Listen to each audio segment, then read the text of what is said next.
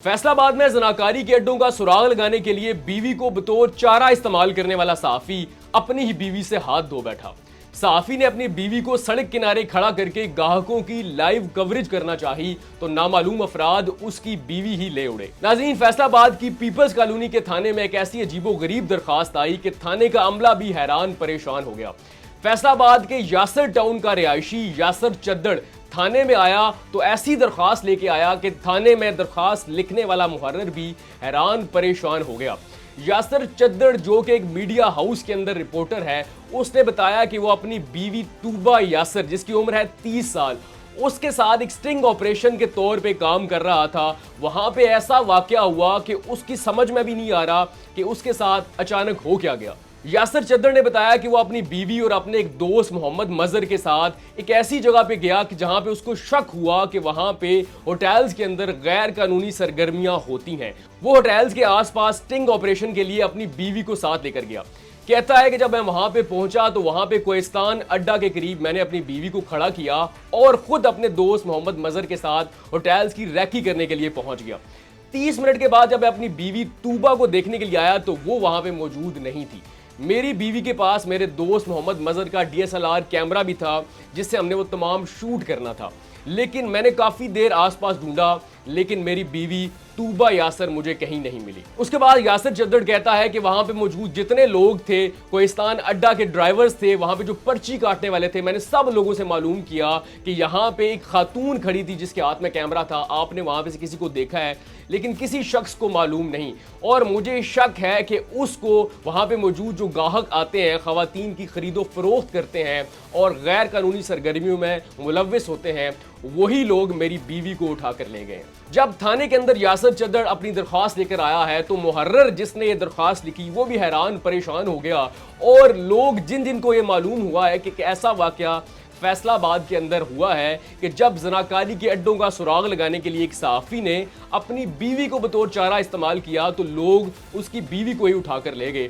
तो लोग हैरान परेशान भी होते हैं। कुछ लोग कहते हैं कि कितना बहादुर सहाफी है और कुछ कहते हैं कि कितना बेवकूफ़ सहाफी है, उसको समझ ही नहीं आई कि अगर तुम ले ही गए थे अपनी बीवी को बतौर चारा इस्तेमाल करने के लिए ताकि वहां पे होटल्स में मौजूद वो कल्पिट जो कि गैर कानूनी सरगर्मियों में और गलत कार्यों में मुलव्विस हैं उनको तुम बेनकाब कर सको, तो फिर तुम्हें चाहिए था कि अपनी बीवी के आसपास रहते या फिर उसके ऊपर भी एक कैमरा फिक्स होना चाहिए था। अब ये रिपोर्ट थाने के अंदर आ चुकी है लेकिन अभी तक जो पुलिस है वो उसकी बीवी को ढूंढने में नाकाम रही है। यासर चद्दड़ के ही इसी तरह के स्टिंग ऑपरेशन से मुझे एक और वाकया याद आ गया है, लेकिन वो सहाफी नहीं था, वो था सिंध पुलिस का ASI मोहम्मद बख्श। कश्मोर वाकया अगर आपको याद हो तो एक ऐसा सिंध के अंदर वाकया हुआ जिसने सबको हैरान परेशान भी किया और फिर बताया कि शायद पुलिस के अंदर भी ऐसे पुलिस अफसरान मौजूद हैं जिनकी वजह से आज भी पुलिस का नाम थोड़ा बहुत बाकी रह गया है। ये है सिंध पुलिस के SI मोहम्मद बख्श। उनके पास एक खातून आती है जिसने आके बताया कि मुझे और मेरी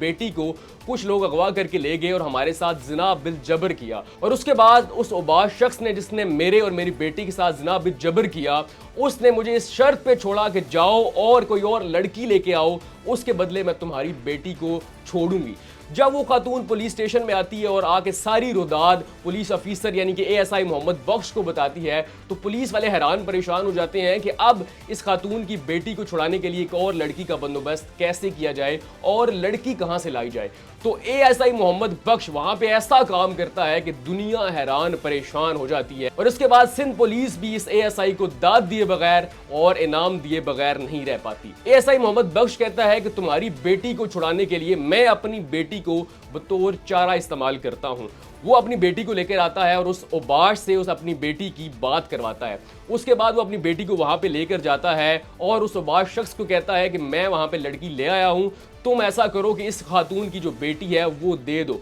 और उसके बाद पुलिस आसपास मौजूद होती है और फिर रैकी करके उस उबाश शख्स को पकड़ लेते हैं। जब ये कारनामा मीडिया पे आता है तो फिर पूरी दुनिया ASI मोहम्मद बख्श को दाद देती है कि सिंध पुलिस और पूरे पाकिस्तान में पुलिस के अंदर ऐसे भी अफसरान मौजूद हैं जिनकी वजह से आज भी पुलिस का नाम कुछ थोड़ा बहुत बाकी है। और इसके बाद सिंध पुलिस मोहम्मद बख्श के लिए तकरीब का इंतजाम करती है और उसे 20 लाख का इनाम देती है। अब आप ये बताइए कि एएसआई मोहम्मद बख्श बहादुर था या बेवकूफ था? और जो यासर चद्दर ने किया कि ज़नाकारी के अड्डों का सुराग लगाने के लिए इसने अपनी बीवी को बतौर चारा इस्तेमाल किया, तो आप क्या कहेंगे कि यासर चद्दर जो कि एक सहाफ़ी है वो एक बहादुर सहाफ़ी है या फिर इसने बेवकूफ़ी की?